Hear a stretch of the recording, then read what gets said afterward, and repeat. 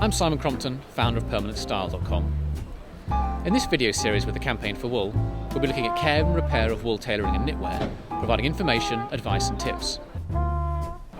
Luxury garments like this are also an investment and can last decades if looked after properly. During this series then, we'll demonstrate in person how to carry out our recommendations and suggest repair services and invisible menders.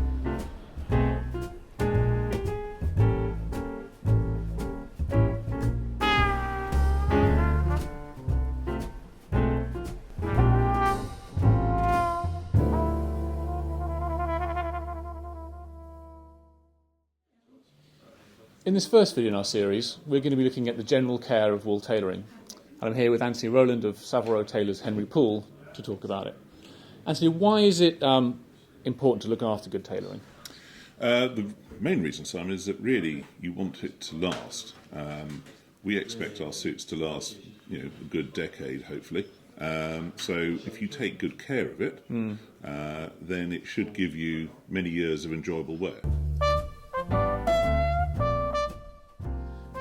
Okay, well maybe on the first point, how often should someone be wearing their suit? Should they be wearing it every day? Ideally once a week. Okay. If you don't have as many suits, then certainly twice a week, but make sure that you give it at least 2 days between wear. And why is it important to leave that gap in between? Well, the main reason is moisture.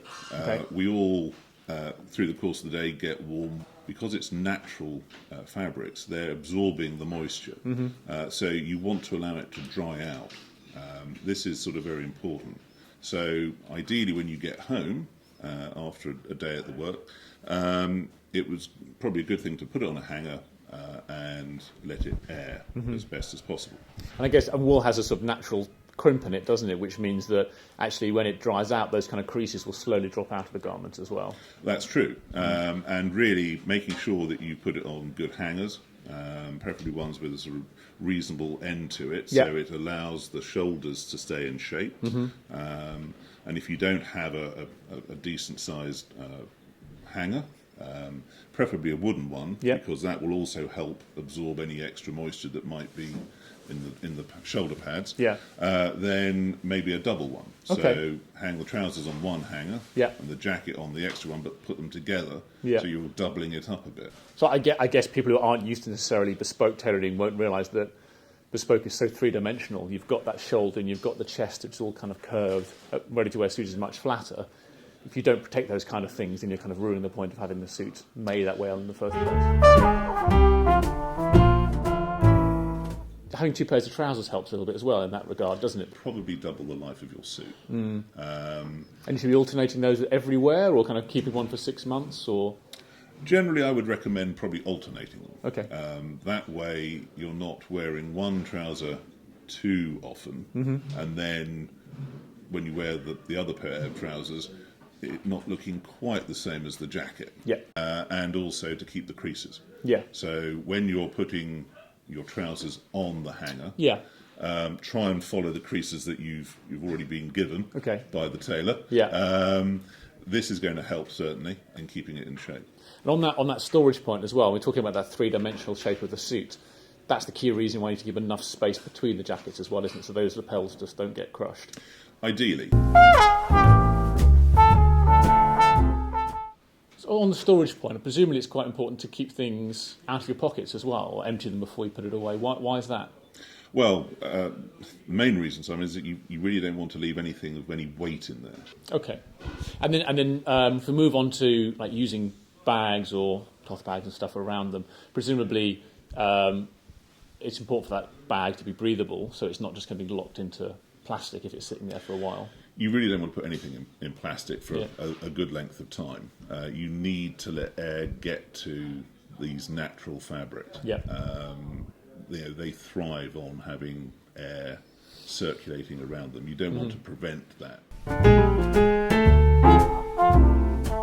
And if people are worried about moths, then if it's a suit you're wearing every kind of week or couple of weeks anyway, it's not really going to have a problem with moths, is it? Because the eggs get too disturbed. They can't really. It's more for the long-term storage of things. The only time they really start to rear their head is when you haven't got something or you've got something in your wardrobe that you perhaps haven't had clean for a bit, you've left it there for a bit, it gives them time to get hold, and that's really what you want to try and prevent. Yeah.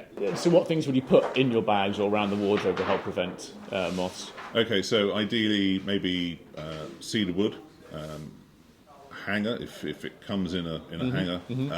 Certainly little sort of cedarwood balls are quite handy.